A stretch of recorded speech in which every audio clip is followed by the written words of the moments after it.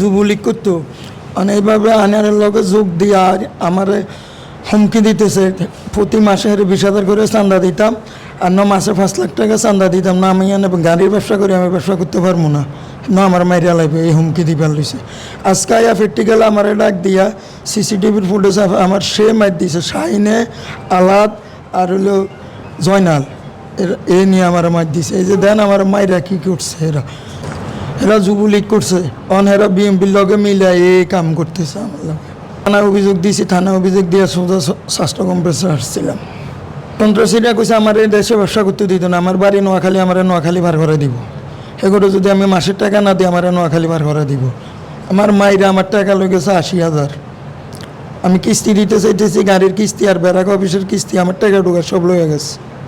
আর হুমকি দিছে এলাকা আমি থাকতে পারবো না যদি হেরে টাকা না দিই, হেরা না মাইরা লাগবে আমার, এই হুমকি দিছে আমার।